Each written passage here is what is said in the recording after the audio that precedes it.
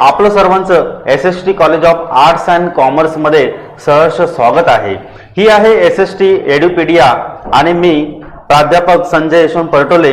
आज आपल्याला 11वी इयत्ता 11वी मध्ये अर्थशास्त्र या विषयामधील मूलभूत संकल्पना हा घटक जो आहे हा आज आपण जाणून घेणार आहोत। अर्थशास्त्राची मूलभूत संकल्पना अभ्यासत असताना आपल्याला या ठिकाणी पाहावं लागतं की या अर्थशास्त्रामध्ये नेमक्या कोणकोणत्या संकल्पनांचा समावेश आहे आणि या संकल्पना अभ्यासत असताना मग आपल्याला या ठिकाणी लक्षात येतं की तुम्हाला माहिती आहे का, तर यामध्ये बघा कौटिल्यांपासून जर आपण इतिहास पाहिला तर कौटिल्य हे मौर्य कालखंडामधील एक महान राजकारणी, तत्वज्ञानी आणि अर्थशास्त्रज्ञ आणि एक राजकीय सल्लागार होते। तसंच जर आपण पाहिलं तर त्यांना चाणक्य किंवा विष्णुगुप्त म्हणून त्या ठिकाणी त्यांना ओळखलं जाऊ लागलं होतं किंवा त्या ठिकाणी त्यांची एक वेगळी ओळख समाजामध्ये होती की चाणक्य किंवा विष्णुगुप्त या नावाने ते ओळखले जात होते। त्यांना प्राचीन भारतातील अर्थव्यवस्थेवरती अर्थशास्त्र हा राजकीय ग्रंथ जो होता तो त्यांनी लिहिलेला होता। आणि मग यामध्येच जर आपण पाहिलं अर्थशास्त्राची जर सुरुवात जर तुम्हाला लक्षात आली तर कौटिल्यापासून आणि मग पुढे जसजसं नवनवीन शोध, वैज्ञानिक शोध आणि नवीन नवीन गोष्टी या ठिकाणी शोधून काढणे आणि या बाबींचा जो का ठसा आहे हा आज आपण आजपर्यंत उमटलेला आज आपण समाजावरती बघतोय। कारण अर्थशास्त्र जर आपण या ठिकाणी म्हटलं तर हे समाजामध्ये जर आपण पाहिलं तर आर्थिक व्यवहार जे आहेत हे सुद्धा सामाजिक समाजामध्ये होत असतात। शास्त्राची जर आपण लक्षणीय प्रगती जर आपण पाहिली तर शास्त्र म्हणजे नेमकं काय असा सुद्धा प्रश्न आपल्या या ठिकाणी उद्भवतो आणि या प्रश्नाचा मग शोध घेत आपण काय करतोय, या ठिकाणी शोध लावण्याचा प्रयत्न आणि हा प्रयत्न नेहमी या ठिकाणी केला जात असतो। शास्त्र म्हटलं की या ठिकाणी कुठल्याही ज्ञानाची पद्धतशीरपणे केलेली मांडणी। मग यामध्ये जर आपल्याला अजून जर आपण विस्तारित स्वरूपात पाहिलं तर शास्त्राचे एकूण 2 प्रकार पडतात। त्यामध्ये पहिला जो प्रकार आहे तो म्हणजे नैसर्गिक शास्त्र आणि दुसरा आहे तो म्हणजे सामाजिक शास्त्र। शास्त्र म्हटलं की आपल्याला सुसंगत आणि पद्धतशीरपणे ज्ञानाची केलेली मांडणी, हे विधान आपल्याला या विधानाची जाणीव किंवा या विधानाची आठवण आपल्याला होते। आणि मग त्यातच आपले 2 प्रकार, पहिला तो म्हणजे नैसर्गिक शास्त्र। मग आता नैसर्गिक शास्त्र म्हणजे नेमकं काय आहे तर बघा, ज्या शास्त्रामधील नियमांना वैश्विक मान्यता आहे आणि या नियमांची सत्यता बंदिस्त अशा प्रयोगशाळेमध्ये नियंत्रणाअंतर्गत पडताळून जर पाहता आली तर अशा शास्त्राला आपण म्हणतो नैसर्गिक शास्त्र। उदाहरणार्थ दाखल जर आपण बघायचं झालं तर गणिताचं बघा, आपण या ठिकाणी किंवा पदार्थ विज्ञान असेल किंवा रसायनशास्त्र असेल यांचे आपण प्रयोगशाळेमध्ये वेगवेगळ्या प्रकारचे प्रयोग करतो आणि प्रयोगाअंती किंवा प्रयोगाच्या अंतिम स्टेपला आपण जो निष्कर्ष किंवा जो अनुमान आपण त्या ठिकाणी काढत असतो तो अनुमान हा आपण शास्त्र शुद्ध पद्धतीने काढत असतो। म्हणजे सर्व जे काय आहे हे नैसर्गिक शास्त्रामध्ये घडताना आपल्याला दिसून येते।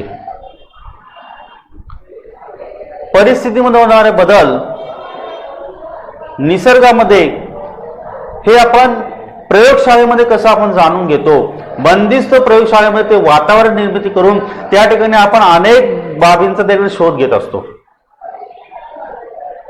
त्यानंतर पुढचं जे आहे ते म्हणजे सामाजिक शास्त्र, सोशल सायन्स ज्याला आपण म्हणतो। सामाजिक शास्त्रामध्ये आपण पाहिलं तर सामाजिक शास्त्रास आपण या ठिकाणी वर्तणूक शास्त्र सुद्धा म्हणू शकतो किंवा त्याला आपण अमूर्त शास्त्र असं सुद्धा म्हणू शकतो। तर यामागचं कारण काय असेल तर या शास्त्रामध्ये मानवाच्या वर्तणुकीचा आणि कोणत्या ना कोणत्या पैलूंचा या ठिकाणी अभ्यास केला जातो। मग उदाहरणादाखल जर आपण सांगायचं झालं तर मानसशास्त्रामध्ये आपण एकंदरीत अभ्यास केला किंवा मानसशास्त्रामध्ये मानवाची वर्तणूक विशिष्ट कालखंडामध्ये कशी असेल याचा अभ्यास आपण सामाजिक शास्त्रामध्ये करतो. फॉर एक्झाम्पल किंवा उदाहरणादाखल जर सांगायचं झालं तर बाजारपेठेमध्ये वस्तूची किंमत जर वाढली तर त्याचा ग्राहकाच्या वर्तणुकीवरती काय परिणाम होतो याचा जो अभ्यास आपण करतो तो आपण अर्थशास्त्रामध्ये करतो. मग या ठिकाणी आपलं एक बाब जे आहे ते आपल्या निदर्शनास येते, लक्षात येते की हे सगळं जे काय आहे हे कुठे घडतं तर समाजामध्ये घडतं. आणि सामाजिक शास्त्र जर आपण चा विचार जर या ठिकाणी केला तर अर्थशास्त्र हे नाव आपल्या समोर येतं, हा विषय आपल्या समोर येतो. त्यानंतर कौटिल्य यांची अर्थशास्त्राविषयीचा असलेला जो काही दृष्टिकोन आहे, अप्रोच आहे, हा सुद्धा आपल्या ठिकाणी पाहावा लागतो. मग पहिला दृष्टिकोन जो आहे हा कौटिल्य यांनी मांडलेला आहे अर्थशास्त्राविषयी, तो म्हणजेच की अर्थ म्हणजेच काय तर संपत्ती, आणि शास्त्र म्हणजे काय तर विज्ञान, आणि विज्ञान म्हणजे काय तर विशेष असं ज्ञान, स्पेशल असं एज्युकेशन. आणि म्हणूनच अर्थशास्त्र म्हणजेच काय तर संपत्तीचे संपादन आणि व्यवस्थापन. मूलतः जर आपण विचार केला तर कौटिल्य यांचा अर्थशास्त्र या राजकीय अर्थव्यवस्थेतील व्यापक असा ग्रंथ या ठिकाणी आहे. अजून जर त्यामध्ये जर कौटिल्य यांच्या व्याख्येमधील जर आपण मुद्दे जर आपण या ठिकाणी पाहिले तर महत्वाचे मुद्दे आपल्या काहीतरी आपल्या पुढे ते लक्षात येतात आणि त्या मुद्द्यांच्या अनुषंगाने आपण या ठिकाणी अर्थशास्त्राचा अभ्यास जो आहे तो खऱ्या अर्थाने करतो. बघा तर या ठिकाणी अर्थ म्हणजे काय तर संपत्ती आणि शास्त्र म्हणजे विज्ञान असं सांगितलेलं आहे. मग कौटिल्य यांच्या अर्थशास्त्रीय दृष्टिकोनाचे महत्वाचे जे मुद्दे आहेत ते मुद्दे मग आपल्या समोर येतात. पहिला मुद्दा जो आपल्या समोर आहे तो म्हणजे सरकार किंवा राज्याची महत्वपूर्ण भूमिका. बघा अर्थशास्त्रामध्ये नेहमीच सरकार किंवा मग ते राज्य सरकार असू द्या किंवा केंद्र सरकार असू द्या, दोन्ही सरकार या ठिकाणी आपली महत्वपूर्ण भूमिका या ठिकाणी आपली पार पाडत असतात. राजकोषीय धोरण जर तुम्हाला माहिती असेल तर राजकोषीय धोरणाअंतर्गत जमा आणि खर्च याचा सगळा लेखाजोखा हे आपलं सगळं सरकार या ठिकाणी नियंत्रित करत असतं. त्यानंतर दुसरा जो दृष्टिकोन आहे तो म्हणजे संपत्ती निर्माण करण्यावर लक्ष केंद्रित करून राज्याचं कल्याण करणं. त्यानंतर तिसरा जो मुद्दा आहे तो म्हणजे सुशासनासाठी कार्यक्षम प्रशासन यंत्रणेची आवश्यकता. हा एक तिसरा मुद्दा आपल्याला कौटिल्य यांच्या अर्थशास्त्राच्या दृष्टिकोनामध्ये आपल्या समोर येतो. त्यानंतर चौथा जो मुद्दा आहे तो म्हणजे अर्थशास्त्रामध्ये राजकीय कल्पनांचे संकलन. तर हे चार मुद्दे जे आहेत ते आपल्याला या व्याख्येमध्ये आपल्याला लक्षात येतात.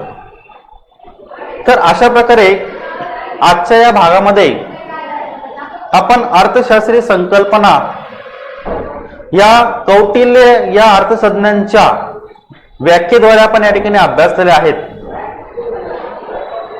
धन्यवाद.